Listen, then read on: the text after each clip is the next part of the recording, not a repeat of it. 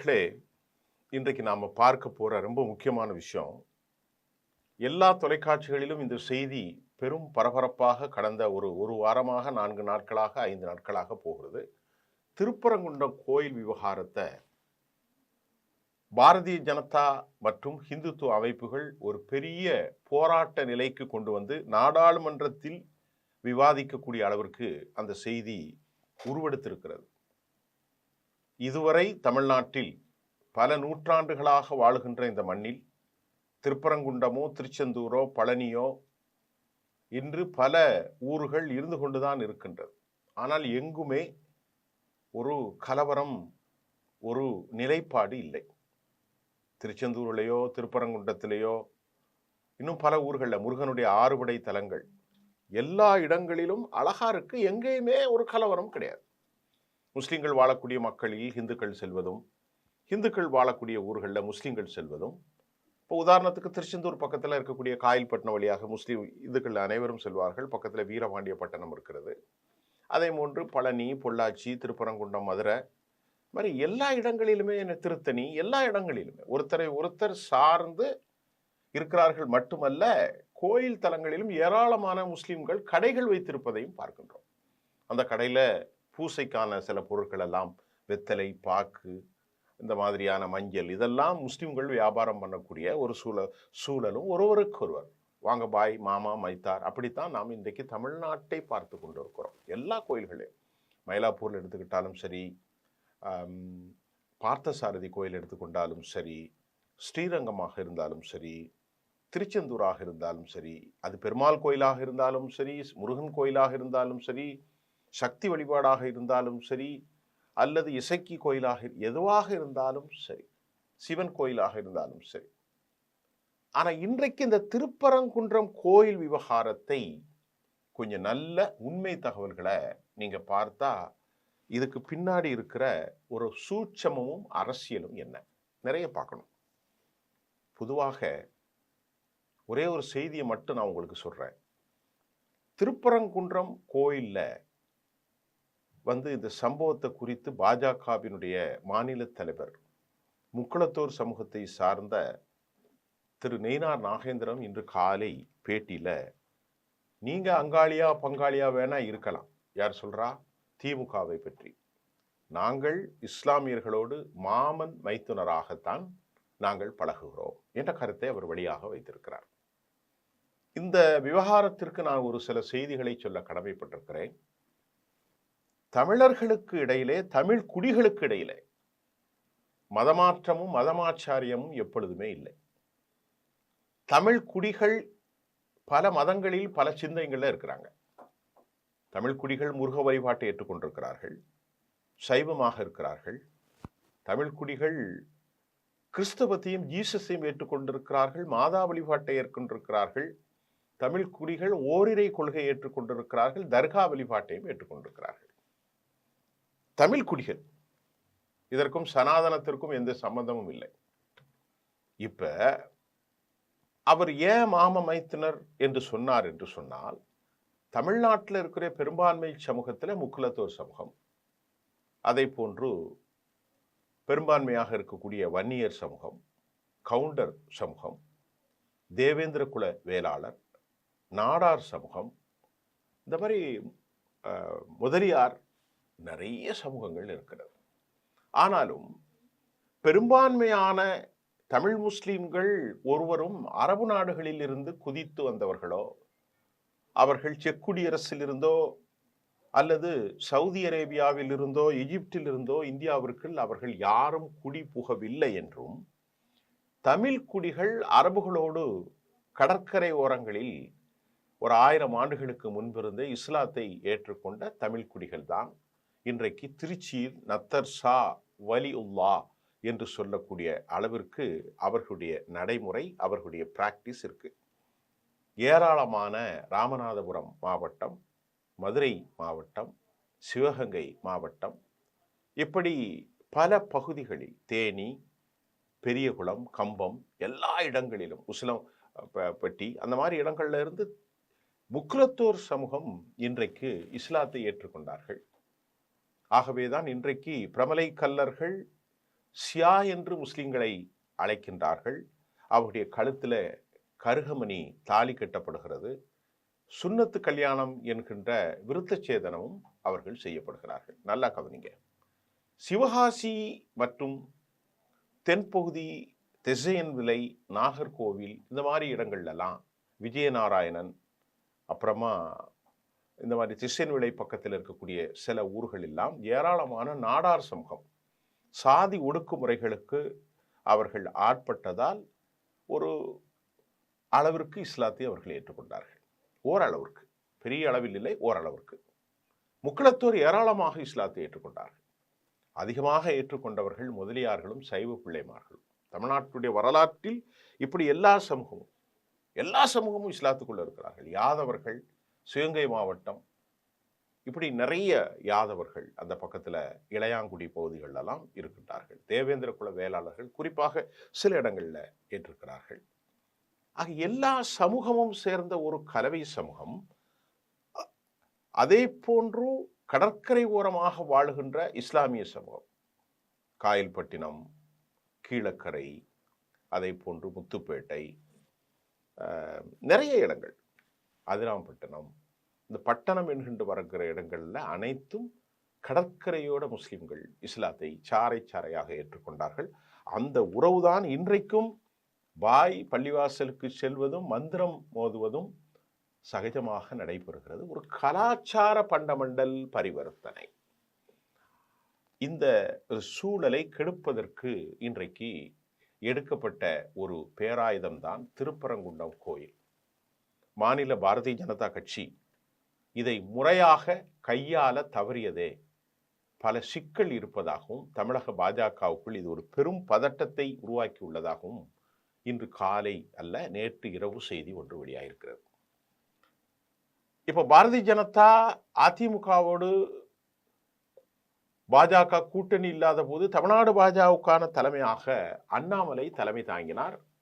அண்ணாமலை நீக்கப்பட்டு இப்போ நேனார் நாகேந்திரன் இருக்கிறார். அவர்தான் அங்காளி பங்காளி எல்லாம் மாமன் மைத்தன் என்று சொன்னார். இப்போ அண்ணாமலை மீண்டும் தலைமை பெற முயன்று வருகிறார் என்றெல்லாம் சொல்லப்படுகிறது. திருப்பரங்குன்றம் சம்பவத்தை தனக்கு சாதகமாக அவர் பயன்படுத்த முயற்சி எடுக்கிறார் என்றும் செய்திகள் நேற்று வெளியானது. கடந்த வெள்ளிக்கிழமை நீண்ட நாட்களுக்கு முன்பு பாஜக அலுவலகத்திற்கு ஊடகங்கள்கிட்ட சென்று ஊடகங்கள்ல அவர் பேசுகிற போது அண்ணாமலை இவ்வாறு சொன்னார். திருப்பரங்குன்றம் மலை முழுவதும் இந்துக்களுக்குத்தான் சொந்தம். சிக்கந்தர் தர்கா மட்டுமல்லாமல் நெல்லித்தோப்பு தர்காவுக்கு செல்லும் பாதை ஆகிய 3 இடங்கள்ல மட்டும்தான் தர்கா நிர்வாகத்திற்கு சொந்தமானது. இதைத்தான் 2014-17 ஆண்டுகளில் வெளியான தீர்ப்புகளை திமுக அமைச்சர் ரகுபதி திரித்து பேசுவதாக அவர் சொன்னார்.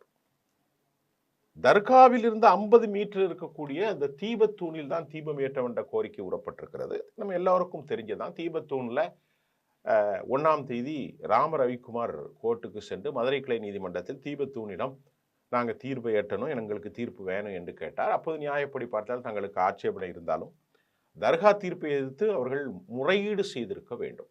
அந்த தீர்ப்பை எதிர்த்து மேல்முறையீடு செய்திருக்க வேண்டும். தர்காவுக்கு பக்கத்தில் இருக்கும் தூணில் விளக்கேற்றினால் எங்கள் மனம் புண்படும் என அவர்கள் தான் தீபத்தூணில் தீபம் ஏற்ற எதிர்ப்பு கூறியிருக்க வேண்டும். ஆனா கோயில் சொத்துக்களை பாதுகாக்க வேண்டிய கோயில் செயல் அலுவலர் மேல்முறையீடு செய்தார். திமுக அரசு அழுத்தத்தின் காரணமாகவே மேல்முறையீடு செய்திருக்கிறார். இதெல்லாம் பாஜக தரப்புல வைக்கிறது. முஸ்லிம்கள் எதுவும் செய்யல. சிக்கந்தர் தர்கா இருப்பதால் சிக்கந்தர் மலை என திமுக அரசு பெயரிட்டு ரசிக்கிறது. இந்துக்களுடைய மனசை அவங்க புண்பட செய்கிறார்கள் அப்படின்னு சொல்லிட்டு மட்டும் இல்லாம ராமநாதபுரம் எம்பி ஷானவா, அதாவது அவர் பேர் என்னது, அங்க போய் சிக்கன் பிரியாணி எல்லாம் சாப்பிடுறாரு.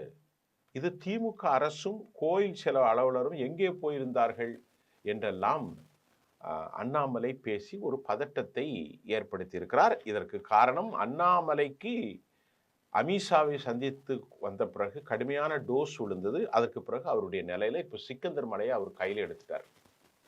அதை நான் இப்ப சொல்லிட்டேன். அதுக்கு பிறகு இப்ப அண்ணாமலைக்கு கட்சியில மீண்டும் முக்கியத்துவம் தர டெல்லி முடிவு செய்துள்ளதாகவும் கூறப்படுகிறது. ஏன் அண்ணாமலைக்கு மீண்டும் முக்கியத்துவம் கொடுத்திருக்கிறாங்கன்னா, அமித்ஷா சில அசைன்மெண்ட் அவர் கையில கொடுத்ததாகவும் நைனா நாகேந்திரனுடைய பெரிய போராட்டத்துக்கு தலைமை தாங்கி அவர் கடுமையான நடவடிக்கை எடுத்திருந்தால் பாஜக மாநில அளவில் பெரிய அளவில் தனது பலத்தை வெளிப்படுத்தி இருக்கும் என அண்ணாமலை ஆதரவாளர்கள் அவருக்கு எதிராக வாதாடுகிறார்கள். இது பொதுமக்களுடைய கவனத்தை ஈர்க்க கிடைத்த பெரிய வாய்ப்பு. ஆனால் பாஜக அந்த வாய்ப்பை பின்னடைவை ஏற்படுத்தி இருக்கிறது என்றும் அண்ணாமலை தரப்பில் சொல்லப்படுகிறது. ராமரவிக்குமார் குழுவும் இதே விமர்சனத்தை பிஜேபிக்கு எதிராக வைக்கிறார்கள். பாரதிய ஜனதா அண்ணாமலை விவகாரத்தை ரொம்ப பலகீனமாக கையாண்டிருக்கிறது. தமிழ்நாட்டில் தொண்டர்களிடையே ஒரு குழப்பத்தை ஏற்படுத்தி இருக்கிறது என்றும் சொல்லப்படுகிறது. இதில் அண்ணாமலையுடைய கருத்துக்களை தீவிரமாக எடுத்துக்கொண்டதன் தெளிவான அறிகுறியாக இது பார்க்கப்படுகிறது. இப்போ அண்ணாமலை ரொம்ப நாளைக்கு அப்புறம் டெல்லிக்கு வந்தார். டெல்லியிலிருந்து வந்து கமலாலயத்தில் செய்திகளை சந்தித்தார். இதெல்லாம் போய்கிட்டு இருக்கு. இப்போ தமிழிசை சவுந்தரராஜனும் அவர்களும் கூட சேர்ந்து தான் இந்த மாற்றத்தை கொண்டு வந்தார்கள். இது கட்சியில் ஏற்படுகிற ஒரு மாற்றத்திற்கான அறிகுறி என்று சொல்லப்படுகிறது. இதுக்கு இடையில இந்த திருப்பரங்குன்ற விவகாரத்தில் பாஜகவை தாண்டி நடிகர் விஜய் வந்து எந்த விதமான ஒரு அறிக்கை விடாமல் இருப்பது முஸ்லிம் வாக்காளர்களில் அவருக்கு ஒரு 15% வாக்குகள் கிடைக்கும் என்றும் கூறியிருந்த போதும் தீபத்தூண் விவகாரத்தில் தமிழ்நாடு முழுவதும் ஒரு பேசும் பொருளாக ஆன பிறகும் கூட தீபத்தூணில குறித்து நடிகர் விஜய் எந்த முடிவும் எடுக்காமல் அவர் அமைதியாக இருந்தார். அது மட்டும் இல்லாம தமிழ்நாடு அரசு உயர் நீதிமன்ற உத்தரவை எதிர்த்து உச்ச நீதிமன்றம் சென்றிருக்கிறது. இதெல்லாம் வந்து முஸ்லிம் வாக்காளர்களை வந்து பெரிதும் கவர்ந்திருப்பதாகவும் திமுக கூட்டணி கட்சிகளும் இந்த திருப்பரங்குன்ற விவகாரத்தில் ஒரே நிலையில் இருக்கிறது என்றும் அதிமுக பாஜகவுக்கு ஆதரவு கொடுக்கப்பட்டுள்ளது. ஆனால் விஜய் எந்த கருத்தையும் சொல்லாமல் இருப்பது இஸ்லாமியர்கள் மத்தியில ஒரு பெரிய அதிருப்தியை ஏற்படுத்தியிருக்கிறதாக என்னுடைய நெருங்கிய நண்பர் மணி அவர்களும் கூட ஒரு பேட்டியில சொன்னதையும் நான் உங்களுக்கு இப்போ சொல்ல கடமைப்பட்டிருக்கிறேன். அதே சமயம் விஜயை பற்றி சொல்கின்ற போது வெளியில் வராத ஒரு தலைவரை வைத்துக்கொண்டு எப்படி தேர்தலை சந்திக்க முடியும், அவருக்கு ஆதரவாளர்கள் இருந்தாலும் அதனை வாக்காக பூத்திற்கு கொண்டு வர வேண்டும் என்றெல்லாம் அவருடைய கருத்தை அவர் வைத்துக் கொண்டிருக்கிறார். அது ஒரு பக்கம் இருந்தாலும் இன்றைய விவகாரத்தில் திருப்பரங்குன்றம் விவகாரம் நாம் தெரிந்த அளவிற்கு மக்களிடத்திலே எந்த விதமான ஒரு பெரும் விவகாரத்தையும் ஏற்படுத்தவில்லை. இப்போ சிறுபான்மை மக்களுடைய வாக்குகள் விஜய் பக்கம் செல்லுமா என்று கேட்டால் சிறுபான்மை மக்களுடைய இருப்புக்கு விஜய் வந்து உடனே வந்து ஒரு கண்டனத்தை தெரிவித்திருக்க வேண்டும். ஆனால் விஜய் அந்த கண்டனத்தை தெரிவித்திருக்காத வரை இதுவரை அமைதி காத்திருப்பது அவருக்கு ஒரு பெரும் சிக்கல் என்றும் சொல்லப்படுகிறது. ஒரு 10-15% முஸ்லீம் வாக்குகளை அவர் பெற முடியும். ஆனால் இப்போது அது கூட அவருக்கு கிடைக்காது என்றும் சொல்லப்படுகிறது. அதெல்லாம் ஒரு பக்கம் இருக்கட்டு. இப்போ நம்ம திருத்துறைப்பூண்டி விவகாரத்தில் நான் இப்போ உங்களுக்கு பேச போகிறது, நாம் திருப்பரங்குன்றத்தில் கேட்ட அளவிற்கு இது ஒரு தேவையில்லாத பிரச்சனை. 1920, 1930, 1996, 2014, 17 இந்த தீர்ப்புகள் அனைத்தும் அது இருக்கிற இடத்திலே அப்படி இருக்கலாம், எந்த பிரச்சனையும் இல்லை என்று சொன்னது மக்களுக்கு ஒன்றும் பிரச்சனை இல்லை. மக்களை பொறுத்தவரை இங்கும் செல்லக்கூடியவர்கள் அங்கேயும் செல்லக்கூடியவர்கள். பல மக்கள் முருகனை வழிபட்டு விட்டு சிக்கந்தருக்கும் போய் செல்வார்கள். அது இந்து தர்மமே அப்படித்தான். இந்து தர்மம் அப்படித்தான், எல்லாவற்றையும் ஏற்றுக்கொள்ளும். ஆனால் இங்கே சில இந்து மதத்தில் இருந்த சைவ பெரியவர்கள்,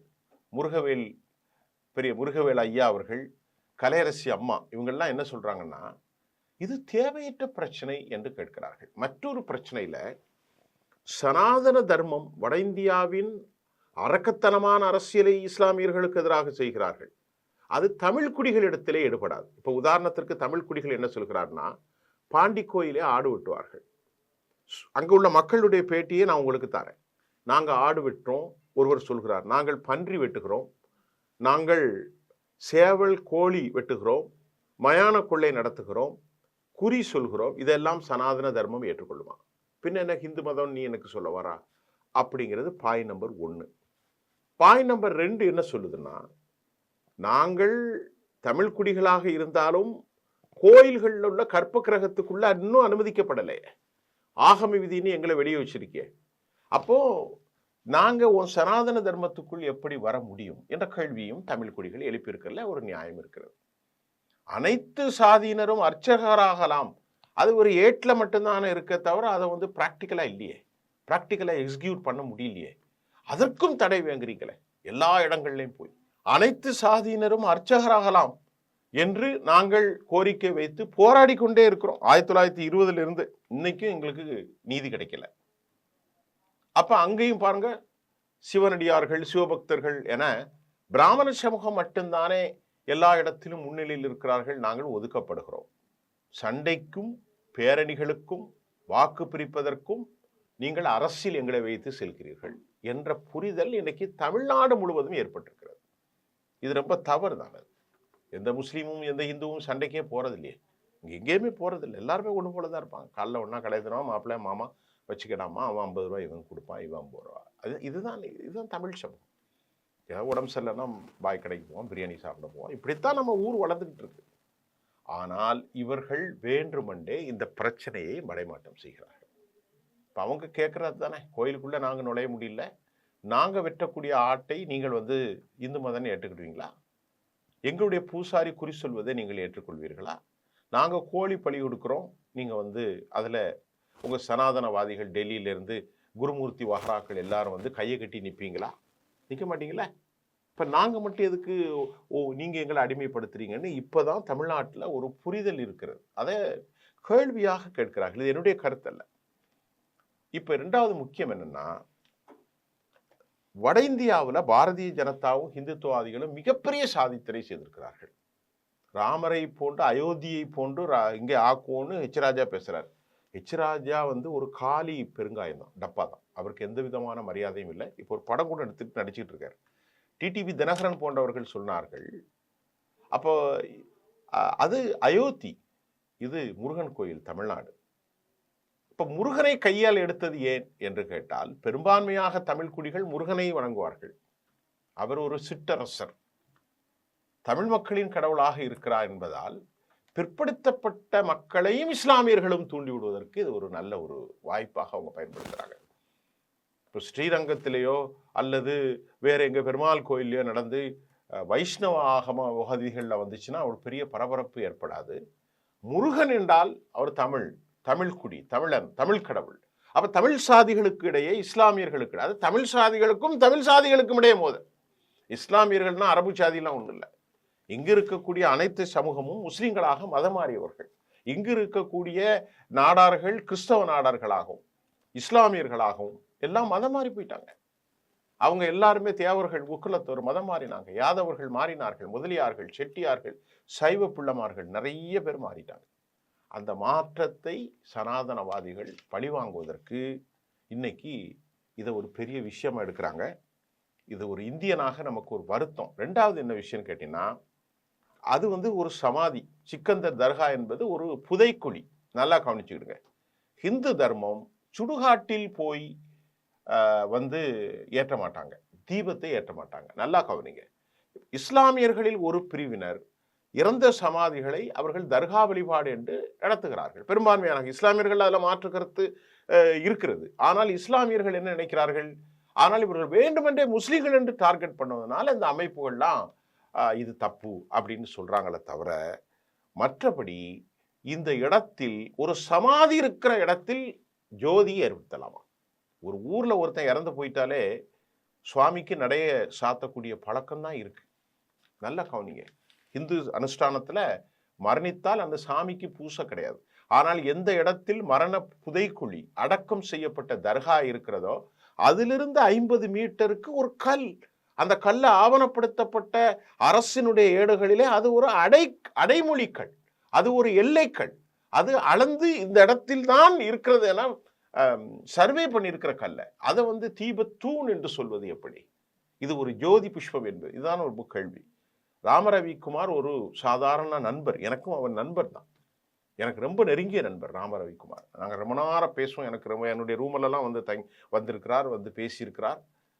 அவருக்கு இன்றைக்கு ஒரு பார்லிமெண்ட் அளவில் ஒரு அடையாளம் கிடைத்திருக்கிறது. ஒரு சாமானியனாக நாம் பார்க்கிறது, தமிழ்நாட்டு அரசியல்ல இது ஒரு தேவையற்ற விவகாரம்.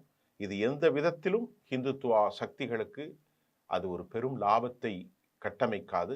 வட இந்தியா பாலிடிக்ஸில் எப்படியாவது ஒரு ப்ரோவோக் பண்ணணும், இன்ஸ்டிகேட் பண்ணணும், மக்களை தூண்டிவிட வேணும், ஒரு கலவரச் சூழ்நிலை ஏற்படுத்தி பிற்படுத்தப்பட்ட மிக பிற்படுத்தப்பட்ட மக்களை எல்லாம் பாஜகவுக்கு ஹிந்து என கோட்டு அவர்கள் வாக்கை இஸ்லாமியர்கள் வந்து விடுவார்கள் என்று சொல்வதற்கு முயற்சித்து மூக்கு உடைப்பட்டு இருப்பது தான் டெல்லியிலிருந்து பிஜேபி தலைமை அதிருப்தி அடைந்த தகவல் கேட்டிருக்கிறது. அதை விட இன்னைக்கு ஒரு நல்ல பாசிட்டிவ் செய்தி, அங்காளி பங்காளி அல்ல, யாரு நேனார் நாகேந்திரன், நாங்க மாமா மைத்துனர் என்று சொல்லியிருப்பதும் நீண்ட காலத்துக்கு இந்த அரசியல் தமிழ்நாட்டில் வெல்லப்போவதில்லை என்பது ஒரு பத்திரிகையாளனாக எனது பார்வையில் நான் பதிவு செய்கிறேன். நன்றி.